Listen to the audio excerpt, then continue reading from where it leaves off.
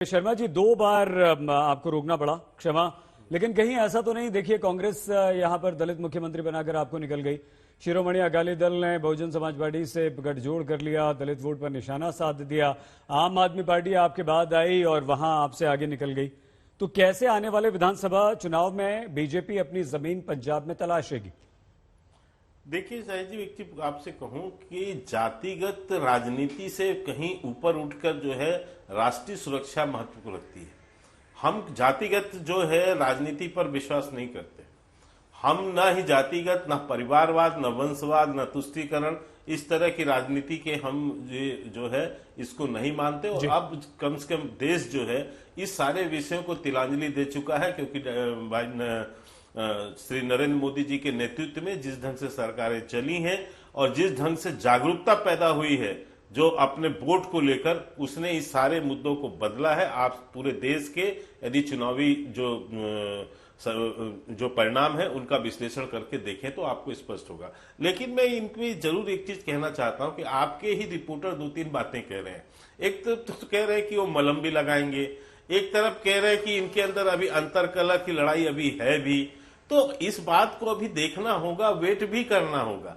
अच्छी बात है कि इस तरह के अंतरकलह से पंजाब के जनता का अहित हो रहा है, वो दूर होना चाहिए। लेकिन क्योंकि कांग्रेस पार्टी के अंदर ये लड़ाई अभी भी महत्वाकांक्षा की बनी हुई है जी। और इसका आपने अनुभव देखा कि कल से जिस तरह से ये एक के बाद दूसरे नाम, तीसरे नाम, फिर विरोध, इसका ये सारी चीजें जो दिख रही है, जो लड़ाई आपसी दिख रही है, ये बहुत ही पंजाब की जनता के लिए नुकसानदायक है, अहितकारी है। और इसका जो ये सब आपसी विवाद है इनका, इसका परिणाम कांग्रेस पार्टी को पंजाब में भुगतना ही होगा। हमारे लिए रास्ता निश्चित रूप से अच्छा है, इसलिए क्योंकि हम इसके बीच जो है हम अपने जनजागरण के माध्यम से, अपने जनसंपर्क के माध्यम से हम अपने वोट जो अपना संपर्क अभियान उसको बढ़ाएंगे और ज्यादा से ज्यादा वोट प्राप्त करने की कोशिश करेंगे। बिल्कुल ठीक है, आपकी उम्मीद अच्छी है और आपको करना भी चाहिए। जावेद अंसारी, पंकज शर्मा जी और दिनेश चड्ढा जी से हम बात करें उससे पहले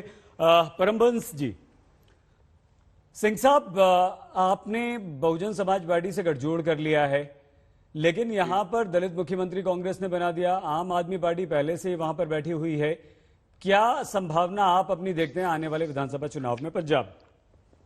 देखो, संभावना तो इस बात से पता चल जाता है कि जब सब लोग इकट्ठे होके जिनका टारगेट एक बना लिया हो श्रोमणी अकाली दल को, सो दैट उससे पता चलता है कि श्रोमणी अकाली दल से सबको खौफ है, डर है। श्रोमणी अकाली दल लोगों में ऊपर चढ़ती जा रही है पार्टी और उनका ग्राफ बहुत ऊपर चला गया है। जहां तक आज की डेवलपमेंट की बात है, आपने चन्नी साहब की जो बने हैं, मुख्यमंत्री बने हैं, उस पे है। बट सबसे बड़ी बात तो यह है, चलो कांग्रेस किसको बनाए ना बनाए ये कांग्रेस की मर्जी है, कांग्रेस का डिसीजन है। बट मेरे एक दो सवाल हैं। एक पंजाब का सिटीजन होने के नाते मैं सोनिया गांधी जी से सबसे बड़ा सवाल करना चाहता हूं कि सोनिया गांधी बहुत बड़ी बड़ी बातें करती हैं, राहुल गांधी बहुत बड़ी बड़ी बातें करते हैं वुमेन एम्पावरमेंट की, कि हम 33% रिजर्वेशन देंगे वुमेन को, हम एम्पावर करेंगे, औरतों को शक्ति देंगे। क्या ये उनका वुमेन एम्पावरमेंट का मॉडल है? मैं ये खबर लेके आया हूं, ये खबर है उस वक्त के अखबार की, हिंदुस्तान टाइम्स की, जिसमें लिखा है, in Punjab first me too movement IAS officer takes on Amarinder government minister. Senior IAS officer को इनअप्रोप्रिएट मैसेजेस गलत टाइमों पे भेज के, पता नहीं क्या क्या लिख के, मैं उसमें नहीं जाना चाहता, जो मंत्री भेज सकता है, आप बताएं उसके राज में ऑर्डिनरी औरत की सुरक्षा की जिम्मेवारी कौन ले सकता है? एक बात मैं अंसारी साहब आपको जरूर बोलना चाहूंगा कि ऐसी एलिगेशंस किसी सिटिंग चीफ मिनिस्टर पे लगती तो उसको इस्तीफा देना पड़ता। एमजे अकबर पे लगी, उसको इस्तीफा देना पड़ा और इन्होंने तो रिवॉर्ड कर दिया। ये विमेन एम्पावरमेंट है इनका, ये मॉडल है इनकी विमेन एम्पावरमेंट का। ये दोनों को जवाब देना चाहिए, सोनिया गांधी और राहुल गांधी को। ठीक है सर, ये इनका मॉडल की विमेन एम्पावरमेंट का ये मॉडल है इनका। ठीक है परमबंस जी, एक रिएक्शन, क्योंकि हमारे साथ पंकज शर्मा जी, जावेद अंसारी जी भी हैं, लेकिन दिनेश चड्ढा जी जो कि आम आदमी पार्टी के प्रवक्ता नेता इस वक्त हमारे साथ हैं। चड्ढा साहब, आपका प्रदर्शन इस समय कांग्रेस के बाद आप ही सबसे बड़े दल हैं वहां विधानसभा में। क्या आपको लगता है कि यहां पर कांग्रेस ने अपनी अंतर्कलह को सुलझा लिया है? एक दलित मुख्यमंत्री नेता को मुख्यमंत्री बनाकर आपसे और आगे निकल रही है। कैसे आप काउंटर करेंगे इसका विधानसभा चुनाव में? सबसे पहले तो हम चरणजीत चन्नी जी को बधाई भी देते हैं और उनको शुभकामनाएं भी देते हैं कि जो बर्बादी कांग्रेस के राज में, कैप्टन साहब के राज में 4.5 साल में हुई है, जिसकी पोल लगातार आम आदमी पार्टी ने खोली है लड़ाई लड़कर, जिसकी वजह से कैप्टन साहब को उतारने तक की नौबत भी आई। और चन्नी जी अपने जो उनके पास 4-5 महीने हैं, उन 4-5 महीनों में उस बर्बादी से पंजाब को जितना भी हो बाहर ला सके, इस चीज के लिए हम उनको शुभकामनाएं भी देते हैं। और साथ में कांग्रेस पार्टी, हम आस करते हैं कि कांग्रेस पार्टी चन्नी जी को एक दलित चेहरे के तौर पर इन सिर्फ 4-5 महीनों के लिए इस्तेमाल नहीं करेगी।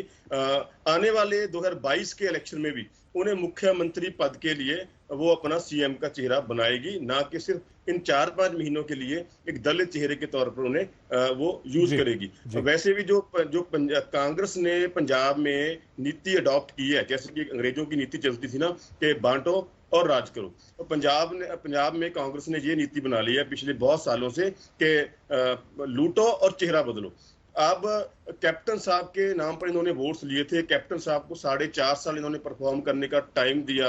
अब जब लोगों में दोबारा जाना है तो लोगों को दोबारा ठगने के लिए चेहरे का इन्होंने परिवर्तन कर दिया, एक नया चेहरा आगे लगा दिया। अगर कांग्रेस ने लोगों के साथ किए हुए वायदे पूरे किए होते तो उसी चेहरे से लोगों में जाते वोट मांगने, जिस चेहरे के साथ इन्होंने 4.5 साल राज किया है। पर क्योंकि 4.5 साल में पंजाब की बर्बादी इतनी कर दी है, पंजाब पे कर्ज इतना चढ़ा दिया है, पंजाब में नशा माफिया इतना फैला दिया है, और अकालियों के साथ जो फिक्सिंग के आरोप है वो इनके खुद के अध्यक्ष सिद्धू साहब ने लगाए हैं। पंजाब में बेरोजगारी का ये आलम है कि पंजाब के बेरोजगार रोजी रोटी के लिए नहरों में कूद रहे हैं, और पंजाब की किसानी तो पहले ही दिल्ली के बॉर्डरों पर बैठी हुई है। ये हालत इन्होंने पंजाब की कर दी है। अब लोगों में जब मुंह दिखाने लायक कांग्रेस नहीं रही, उस स्थिति में आकर इन्होंने फिर से एक बार चेहरा बदला है। और पंजाब के लोग इस बार मूर्ख बनने वाले नहीं हैं, क्योंकि लोगों ने जो वोट दी थी वो कांग्रेस पार्टी को दी थी, हाथ पंजे के निशान को दी थी। अब लोगों को ये चेहरा बदलकर मूर्ख नहीं बना सकते। चड्ढा साहब, ठीक है।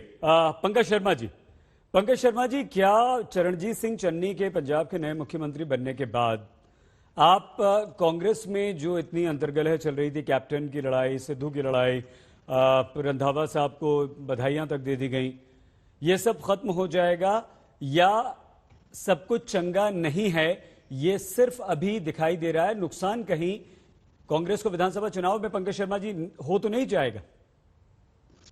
मुझे लगता है कि कांग्रेस पार्टी ने चरणजीत सिंह चन्नी को मुख्यमंत्री बना करके बहुत अच्छा कदम उठाया है।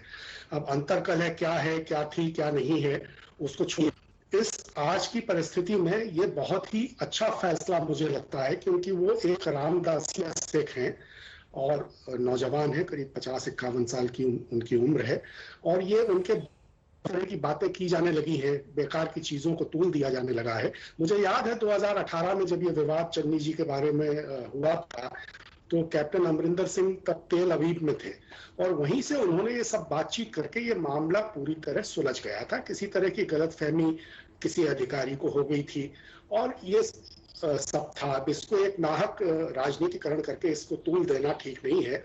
कांग्रेस का मेरे हिसाब से पिछले 2-4 दिनों में, और खासकर कल और पिछले 2-4 महीनों से जिस तरह कांग्रेस में अंतर्कलह चल रही थी, उससे जो नुकसान हो रहा था, आज चरणजीत सिंह चन्नी को मुख्यमंत्री बनाकर कांग्रेस ने उसको काफी कुछ, मुझे लगता है 90% रिपेयर कर लिया।